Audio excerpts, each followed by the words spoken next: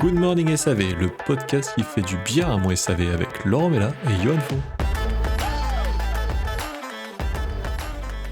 Bonjour à tous, épisode 36 de Good Morning SAV. Comment allez-vous en ce bon matin tout frais, 6h30? Je sais pas s'il y a des gens, Laurent, qui nous écoutent à 6h30 pile quand l'épisode y sort. J'ai jamais regardé. Oui, bonjour à tous. Oui, ça serait vraiment intéressant de, de savoir si chacun, si en tout cas on a une population qui écoute dès la sortie de l'épisode. Bah, dites-le Ouais, nous peut-être en commentaire et ça nous ouais. permettra de le repérer. Qui es-tu? Est-ce que quand tu montes dans la camionnette le lundi, la première chose que tu fais, c'est que tu as arrêté de mettre RFM en route et tu mets Good Morning SAV? Et Ça, c'est ça. pour le coup, mon pauvre, ah y est, voilà, c'est arrivé. CNH, Casny Holland, là, donc Casny Holland, c'est un gros groupe qui fait du matériel agricole. Et il y a pas longtemps, au Brésil, ils ont présenté une intelligence artificielle qui est dans les écrans et qui permet de remplacer le technicien ou chef d'atelier ou qui on veut, parce qu'en fait, cette IA, elle va servir au client, il va lui poser des questions et l'IA va dire bah pour faire ci, tu peux prendre cette vidéo ou pour faire cette action-là, bah faut que tu appuies ici ou là. Et encore mieux, c'est ce qu'ils disent, j'ai pas vu en vrai, mais l'IA, elle peut même faire la fonction à ta place. Aïe, Laurent. Tout ce qu'on a lu depuis 6 mois, c'est bon, on va être remplacé. C'est Ah, vrai? ça y est, c'est fini. C'est fini. Les techniciens, c'est fini. Le SAV, c'est fini. On laisse faire l'IA et la vie est belle. D'ailleurs, Ouais. oui, c'est le dernier épisode de Good Morning SAV. Oui, puisque maintenant c'est une IA qui va animer les étapes suivantes. Ah, on est encore très très très loin de ce fantasme. Mais c'est toujours amusant de comment les technologies ouvrent un champ immense de fantasmes. Et l'IA, depuis quand même beaucoup d'années, euh, nous fait rêver en fait, ou nous fait peur. Hein, ça va dans les deux sens. Mais comme toutes les technologies, c'est un outil et c'est ce qu'on en fait qui va déterminer si on doit avoir peur ou si on doit être confiant, ou un peu des deux.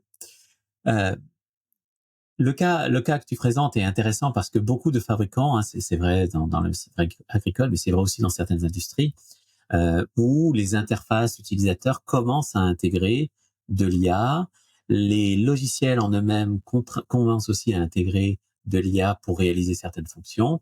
Et donc, on pourrait se dire, bah oui, au bout d'un moment, l'IA, elle va savoir tellement bien faire qu'il y aura plus besoin de personnel. Hein. Il y aura plus besoin d'opérateurs, il y a plus besoin de techniciens, il y aura peut-être même plus besoin de commerciaux. Et on sera un monde comme ça, totalement froid, géré par des logiciels. Avant d'en arriver là, peut-être que dans 200 ans, ce sera comme ça, j'en sais rien, hein, j'ai pas de boule de cristal.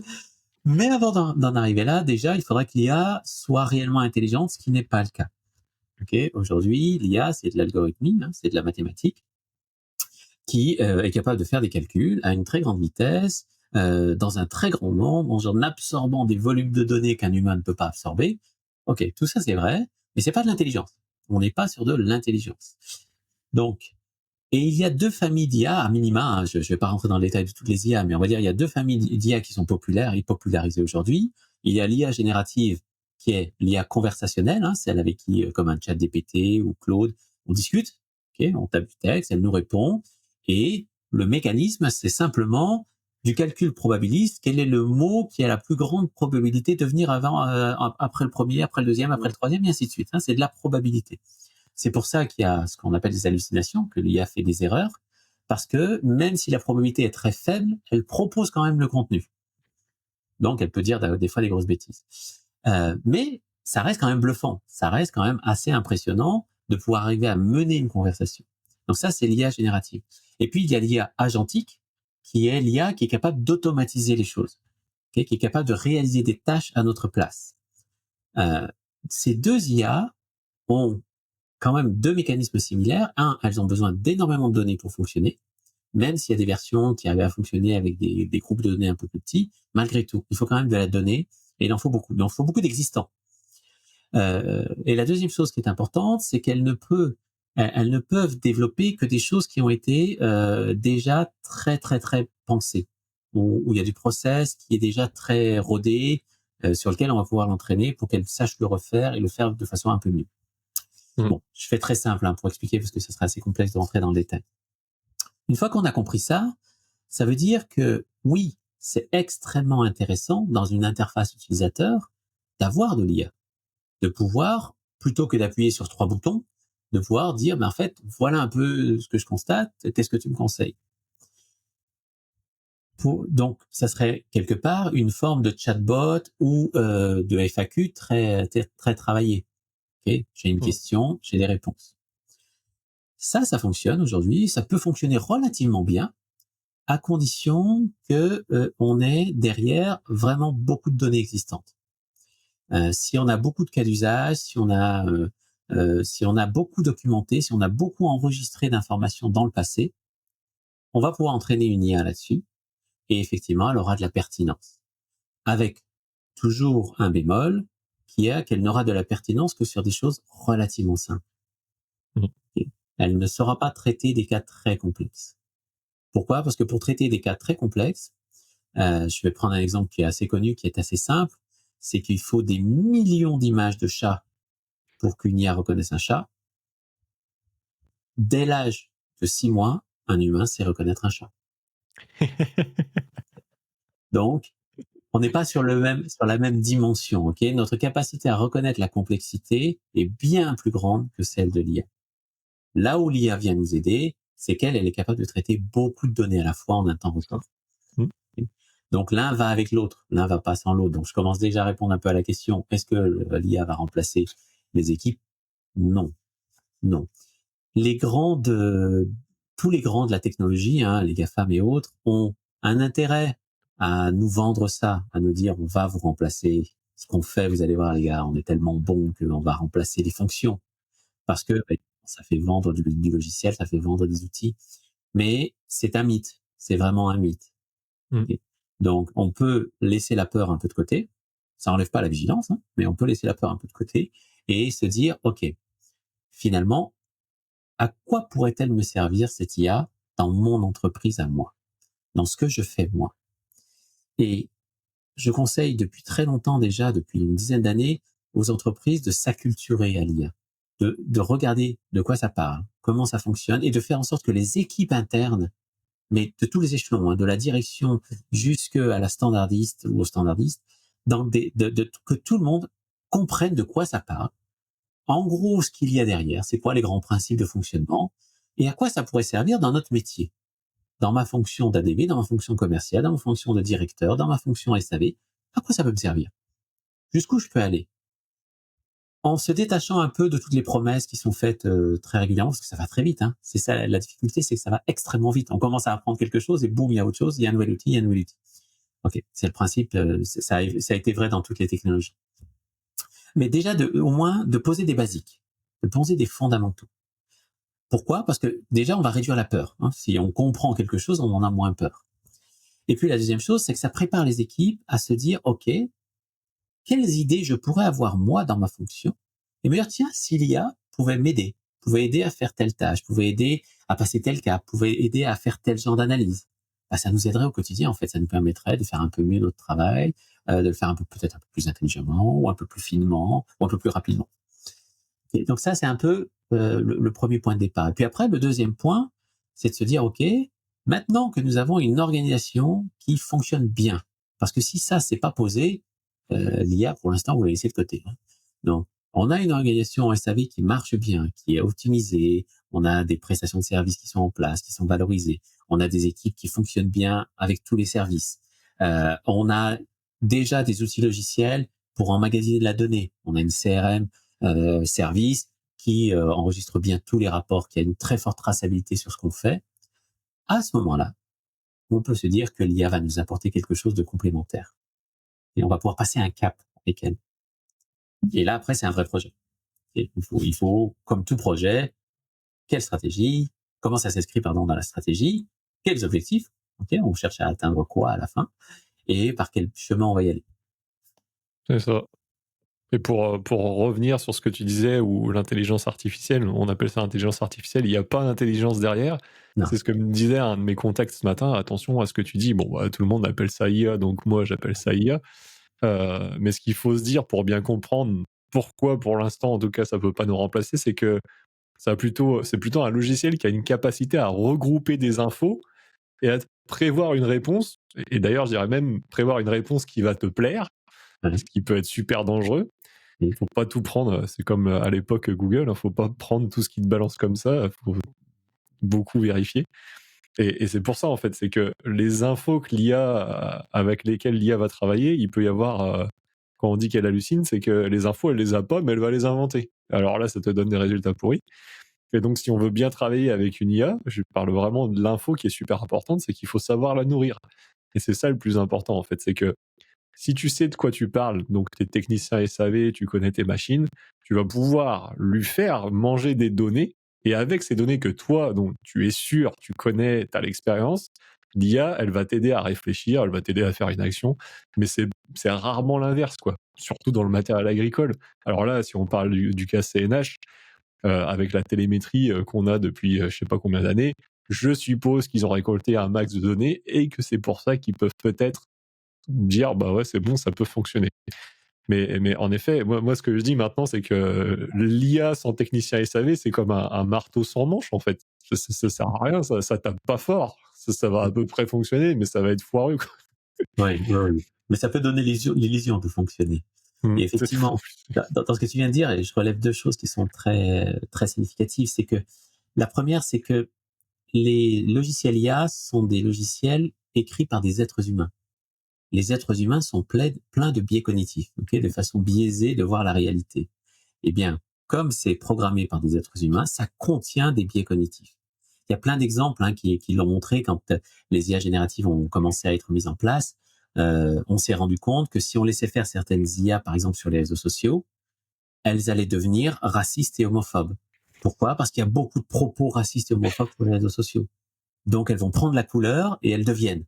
Donc les IA viennent d'êtres humains et donc contiennent des biais cognitifs. Donc il y a la même précaution à avoir que quand on discute avec un autre humain qui a ses propres biais cognitifs. Donc ça c'est la première chose. Et puis la deuxième chose qui est importante, c'est aussi c'est la qualité des données, comme tu le disais, hein, et le cas CNH parle assez bien. Je veux dire forcément ils ont déjà beaucoup de données.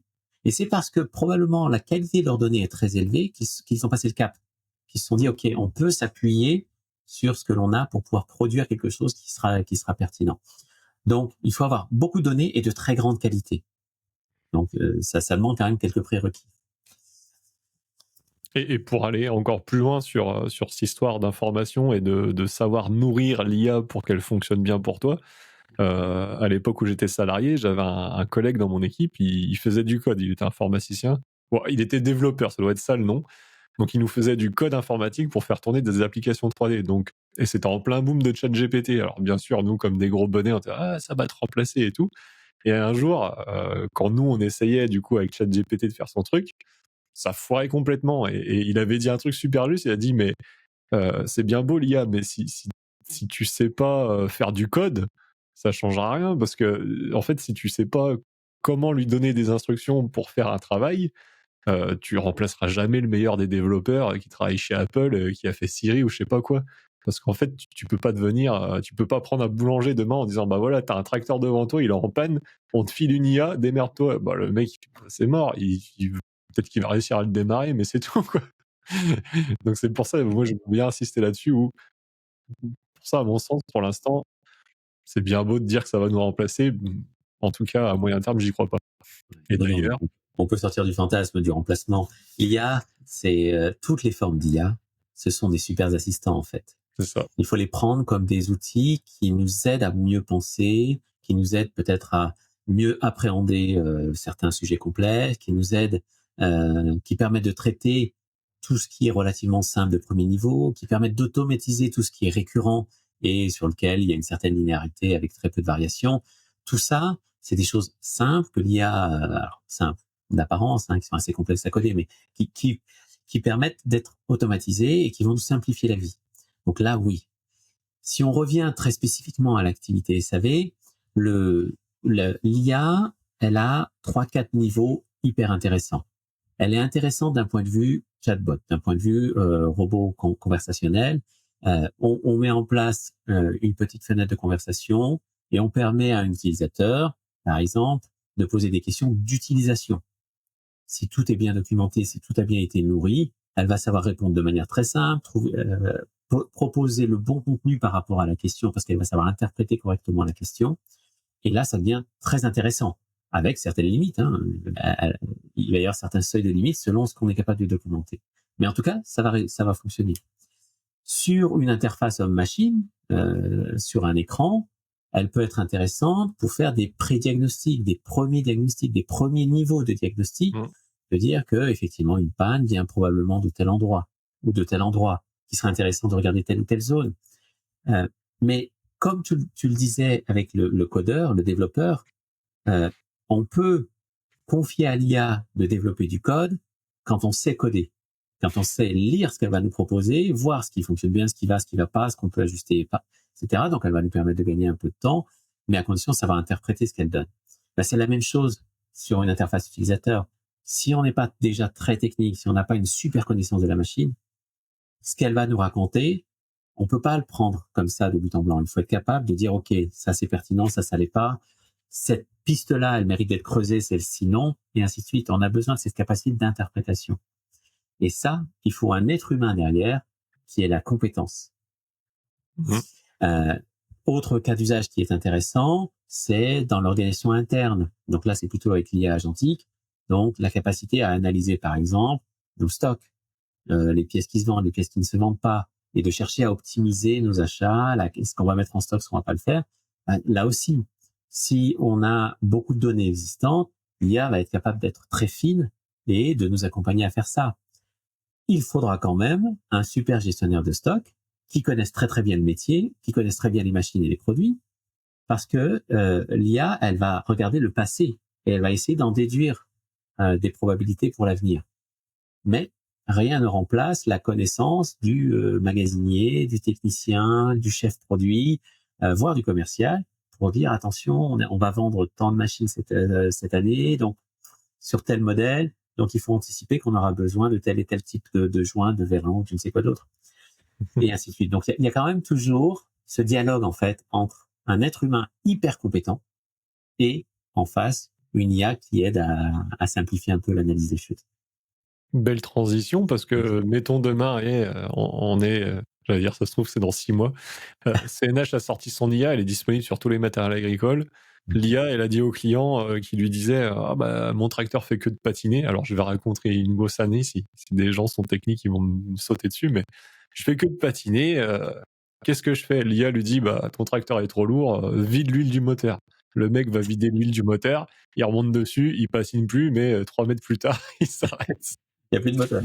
La responsabilité alors, ouais mais c'est pas moi, c'est l'IA qui m'a demandé. Et la personne ne s'est pas dit bon c'est bizarre de vider l'huile du moteur. D'où l'importance de la compétence en face. C'était à interpréter la réponse. Mais alors effectivement, tu soulignes la question très très importante de la responsabilité, hein, puisque ça pourrait être très très facile, hein, à partir du moment où on met une automatisation, on laisse une IA prendre un certain nombre de décisions. On peut dire, bah c'est pas moi qui suis responsable, c'est l'IA, et l'IA elle appartient à qui? Et là, on commence à ouvrir un champ immense de responsabilité en cascade entre la personne qui a codé l'IA, le moteur qui est derrière l'IA, qui va peut-être dépendre d'un OpenAI ou un autre, ou d'un Mistral AI ou d'autres éditeurs, qui va peut-être aussi dire oui, mais elle a été encapsulée de telle et telle manière par un autre éditeur qui lui-même a mis certaines fonctionnalités.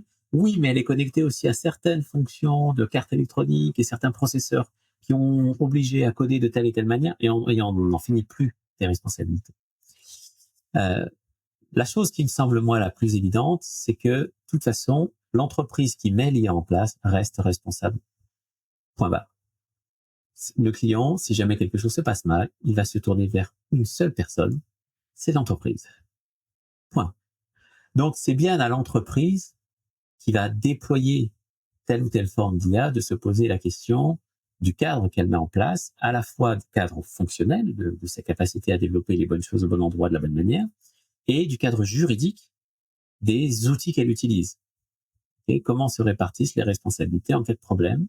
Qu'est-ce qui dépend de l'un, qu'est-ce qui dépend de l'autre? Et ça, c'est un sujet extrêmement complexe qui n'est pas tranché aujourd'hui. Parce que, justement, les IA ouvrent de nouveaux champs qui sont adressés. Hein. Il y a des travaux en cours et ça va petit à petit se régulariser, mais c'est extrêmement complexe et ça va prendre du temps. Donc, aujourd'hui, si une entreprise décide de mettre en place de l'IA, ça va être à elle d'en assumer les conséquences. Mmh. Ça va être aussi simple que ça. Et on parlait des cas d'usage. Moi, je suis fan de l'IA, j'utilise beaucoup d'ailleurs. Et les cas d'usage qui peuvent être vraiment sympas pour les techniciens, ça va être l'aide, par exemple, à remplir les rapports. On sait que le technicien, c'est un cliché encore une fois, mais beaucoup remplir les rapports d'intervention, remplir les données. Ne serait-ce que moi, je me rappelle quand j'étais technicien, c'était le numéro de série, le modèle, l'année, le machin. Et bah ça, des fois, tu passais 10 minutes parce que la machine est super sale. Donc tu cherches, en plus, tu sais plus, les numéros de série sont jamais au même endroit. Le client, le nom du client, machin, tu te rappelles plus parce qu'il l'avait mal renseigné. Enfin, et en fait, demain, on peut imaginer petit scan de QR code sur la machine et le truc, tu remplis déjà tout ton rapport. Voilà. Ça existe déjà, en fait, Oui, finalement. C'est pas forcément de l'intelligence artificielle, mais c'est comme on disait tout à l'heure, c'est des automatismes, mais qui peuvent être boostés avec l'intelligence artificielle et ça te retire toutes les embrouilles ou les réticences pour remplir tous tes rapports, quoi. oui. Oui, oui, alors ça, c'est un cas d'usage extrêmement intéressant parce que les clients ont besoin d'avoir un très haut niveau d'information sur ce qui a été fait sur leur machine, quelles que soient les industries, hein, quels que soient les secteurs d'activité. Alors, il y a des industries plus sensibles que d'autres, mais c'est quand même très important d'être toujours en capacité de donner des informations claires, précises, factuelles sur quel était le problème, comment on l'a résolu, ce qui a été changé, les temps passés, les horaires, enfin les forfaits qui ont été posés, et ce qui est conseillé de faire pour que ça se passe mieux à l'avenir, ou les points de vigilance à court ou moyen terme. Donc tout ça, c'est très important dans un rapport d'intervention. Et effectivement, comme tu disais, c'est pas seulement un cliché. Les techniciens, d'une manière générale, sont pas hyper à l'aise mais c'est simplement parce que c'est pas dans leur cursus initial, hein, tout simplement. Et certains l'ont bien développé, d'autres moins. De leur capacité à écrire des choses, à faire des comptes rendus plus ou moins longs, plus ou moins détaillés, en utilisant le vocabulaire le plus précis possible. Mmh. Donc, l'idée là, encore une fois, c'est toujours pareil, c'est que ça va pas les remplacer, c'est de pré-mâcher le travail. Il y a déjà des solutions logicielles qui effectivement ont commencé à proposer des choses avant l'IA, qui commençaient déjà à essayer d'aider le technicien à rédiger son rapport. Et aujourd'hui, avec l'IA, ça donne un grand coup d'accélérateur, notamment l'IA générative, parce que ça peut permettre de générer du texte en interprétant le contexte. Et ça, c'est une des forces de l'IA. Si on a bien renseigné, si on a, encore une fois, il faut avoir des outils logiciels existants. Parce que si on part de rien, Oui. ça va produire pas grand-chose. Donc, il faut déjà avoir une bonne base. Mais si on a déjà des outils qui renseignent bien le contexte du client, le contexte de la panne, tous les éléments concernant la machine, tout un tas de données télémétriques qui ont été relevées, les pièces qui sont bien référencées, la nomenclature qui est claire, etc. À ce moment-là, on arrive à avoir une IA qui nous génère un texte relativement pertinent sur le rapport d'intervention, et le technicien n'a plus qu'à faire une relecture, à ajuster quelques points, et ça lui fait gagner beaucoup de temps Mmh. avec une formulation qui est un peu plus standardisée, qui permet d'avoir pas trop de variations d'un technicien à l'autre, d'un département à un autre, d'un secteur d'activité à un autre, etc. Donc ça, c'est plutôt intéressant, mais ça demande quand même une relecture par quelqu'un Mmh. qui est expert. Hein, ça, on ne l'enlève jamais. Ouais, tout à fait. Il faut ce regard-là, et là, c'est un outil hyper intéressant. Et c'est vrai que des fois, enfin, moi sur le terrain, des fois, tu passais une journée complète chez le client à faire de Oui, la recherche de panne, à réparer et tout. Le rapport d'intervention, à l'époque, c'était des feuilles, hein. ouais, Et c'était épais comme ça, t'écrivais avec ton bic là, ouais, t'arrivais jamais à mettre toutes les infos. Et puis en plus, quand t'avais déjà ta journée dans les pattes, t'avais pas envie. Ce qui existe déjà à l'heure actuelle, c'est que tu montes dans ton camion, tu mets ton dictaphone en route, et puis tu parles et tu débites un maximum d'informations en 5 minutes. L'IA, elle va te retranscrire ça pour que ça ait un sens pour que demain, la personne qui va lire ça pour l'archiver ou je sais pas quoi, va comprendre ce qui s'est passé. Mais la friction, ce que je dis souvent, c'est que les choses qui nous empêchent de faire des actions, c'est la friction. Écrire au bic sur la feuille que tu as passé 7 heures, alors le fil était cramé. Non, là, tu fais ton dictaphone, ça te balance le rapport, c'est plié en 5 minutes. Génial. Et une de mes applications encore plus préférées que j'adore et moi et que j'essaye de travailler, c'est toute la doc technique, les formations techniques. Je me rappellerai toujours des techniciens qui venaient en formation chez nous. Tu voyais le gars, il avait une camionnette énormissime. Il y avait un pan adossé tu sais, au siège conducteur. C'était que le gars était technicien depuis 20 ans. Il avait toutes les docs de formation de classeurs, mais énormes, de 1000 pages. Ouah, et tu dis, mais attends, tu les ouvres des fois? Ah ouais, il y en a, oui, je les ouvre parce que c'est souvent les mêmes. Bah, imagine que demain, en fait, tu as juste ton téléphone, tu lui dis, bah, attends, je suis sur telle machine, la machine à laver, modèle temps de l'année 99, le capteur X92, il était où déjà? Ah, bah, il est à l'arrière gauche. Ah non, mais alors là, mais t'as explosé tous les scores. Ah, t'as toute ma formation en 5 minutes. Et ça, on a déjà toute cette donnée-là, quoi. Faut juste la balancer quelque part, avoir une IA qui tient la route, encore une fois, pour qu'elle te file les bonnes infos. Et alors là, t'es le plus efficace du monde, quoi. Tu vois, ce que tu soulignais là pour moi, c'est que la question, c'est pas l'IA en fait. On en parle beaucoup parce que c'est le sujet d'actualité et que on voit passer beaucoup de choses vraies ou plus ou moins vraies. La vraie question derrière, c'est un, quel type de service je veux rendre à mes clients? Quel est le degré? Est-ce que je suis sur du premium, du moyen de gamme ou du bas de gamme? Et sans critère de jugement, hein, chacun se positionne là où il en a envie, là où il le peut, selon son marché, sa concurrence, etc. Hein. Chacun fait avec ses moyens et son secteur. Deux, comment on est organisé pour le faire? Et dans ce que l'on fait, qu'est-ce qui fonctionne bien, qu'est-ce qui ne fonctionne pas bien? Qu'est-ce qui répond aux objectifs qu'on s'est fixés, qu'est-ce qui n'y répond pas? Et dans ce qui n'y répond pas, quelles sont les meilleures méthodes pour améliorer ça? Et par quels outils on va le soutenir? On va le soutenir par des outils logiciels, et dans ces outils logiciels, à un moment donné, viendra l'IA. Et c'est dans cet ordre-là qu'il faut faire les choses. Je le dis souvent parce que on a toujours tendance à prendre le sujet à l'inverse. On dit, regarde, l'IA fait ça, je vais mettre ça dans ma boîte, ça va marcher. Non, ça va être catastrophique. Si l'organisation n'est pas bonne, ça va être la résistance au changement va être phénoménale, et deux, ça va pas du tout produire les résultats. Donc il faut toujours prendre les choses dans le bon ordre, ce qui permet à des projets comme ça qui sont quand même coûteux, pas tellement financièrement, ça, il y a quelques coûts associés, mais surtout en termes de déploiement, en termes de résistance humaine ou d'adoption humaine. Si on n'a pas d'adoption des humains qui doivent l'utiliser, ben c'est comme si on n'avait rien fait. Hein. Donc c'est de l'investissement pour rien, c'est de l'investissement du temps perdu. Donc c'est pas le bon chemin. Ça a l'air d'être évident ce que je dis, hein, pour certains qui gèrent du projet, ça peut sembler très évident, mais le nombre d'entreprises qui prennent le sujet à l'envers, c'est juste phénoménal, c'est juste incroyable. C'est vrai qu'on l'a souvent dit, où quand tu as des problèmes, c'est pas un nouveau logiciel qui va solutionner ton problème. Il faut avant gratter un peu et dire, est-ce que le logiciel va nous aider ou pas, quoi. Ça va être un super outil à condition d'avoir posé les bases avant d'une organisation qui fonctionne déjà. Et tu as parlé IA agentique. Ça, c'est un gros mot aussi, mais il y a un truc très simple aussi, et je trouve qu'il peut être ultra puissant et finalement peut-être plus facile à mettre en place. C'est tous les automatismes qu'il va y avoir derrière. L'automatisme du rappel de l'entretien au client. Tu as la télémétrie peut dire, ah, le gars il est arrivé à 500 heures, ça lui envoie un SMS, et en même temps, toi, ça t'envoie une notification en disant, attention Laurent, chez Monsieur Font, la semaine prochaine, il y a son truc, il faut aller faire la vidange. Et ça peut être l'envoi des rapports automatiques. Et ça, je trouve, c'est hyper puissant parce que, encore une fois, tout ce qui est chef d'atelier, directeur de service, il y a beaucoup de temps qui est pris pour de l'administratif. Oui.